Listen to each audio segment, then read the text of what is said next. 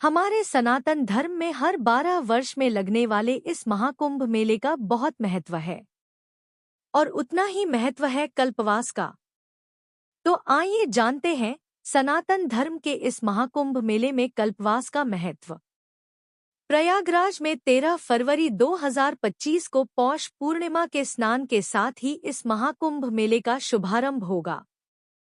संगम के किनारे हर साल की तरह लाखों भक्त जन कल्पवास का संकल्प लेकर 1 महीने तक यहाँ रहेंगे, जो अपने आप में एक अद्भुत और आध्यात्मिक अनुभव होता है।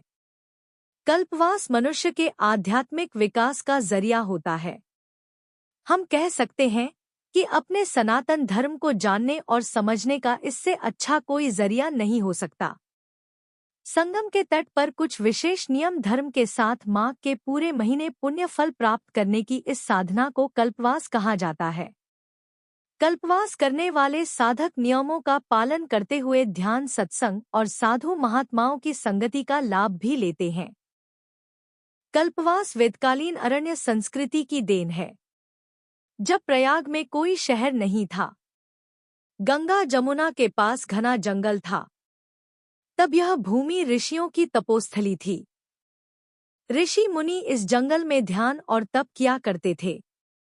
ऋषियों ने गृहस्थों को कल्पवास के माध्यम से अल्पकाल के लिए शिक्षा और दीक्षा देने का विधान रखा।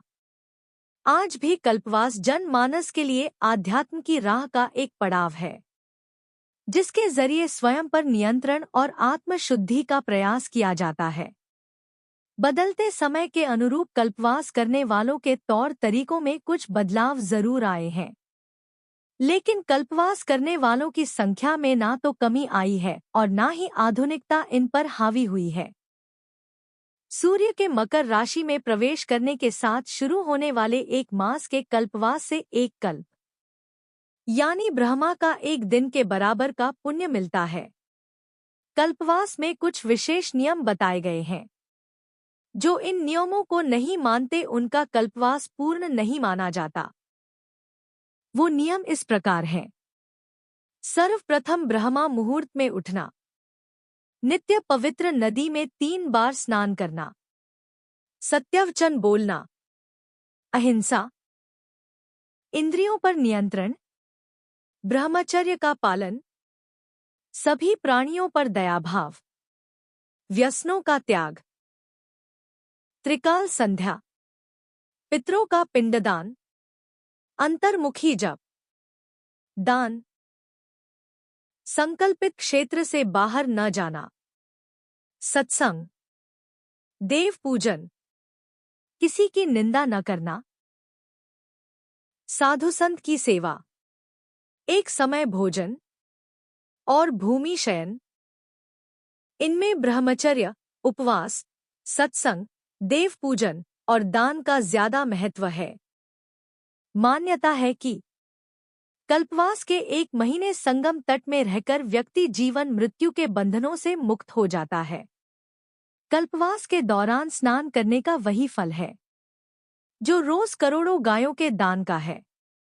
कल्पवास में नियमों का भली भांति पालन करने से व्यक्ति के जीवन में अद्भुत परिवर्तन आता है। आत्मा शुद्ध होती है और जीवन में आध्यात्मिक उन्नति होती है। कल्पवास केवल एक कठिन व्रत ही नहीं बल्कि जीवनदायिनी साधना भी है। इस व्रत के माध्यम से व्यक्ति अपने जीवन के उद्देश्यों को समझने और उसे आध्यात्मिक रूप से सशक्त बनाने का मार्ग प्रशस्त करता है। सांसारिक जीवन को सही दिशा में मार्गदर्शित कर मोक्ष की दिशा में कदम बढ़ाता है। आज के इस कलयुग में जब हम इतनी चिंताओं, दुविधाओं और संकटों से घिरे हुए हैं, ऐसे में हमें कल्पवास के नियमों का पालन करते हुए माघ मास में 1 महीना संगम तट पर रहकर अपनी आत्मशुद्धता का लाभ अवश्य उठाना चाहिए। उम्मीद है 12 लाख कल्पवासी इस साल कुंभ में संगम तट पर स्नान, दान और तप करेंगे। हमारी कुंभ स्पेशल सीरीज में ऐसे ही रोचक जानकारियों और कथाओं को जानने के लिए सब्सक्राइब करें हमारे चैनल को। जल्द ही मिलते हैं नए वीडियो के साथ। तब तक के लिए नमस्कार।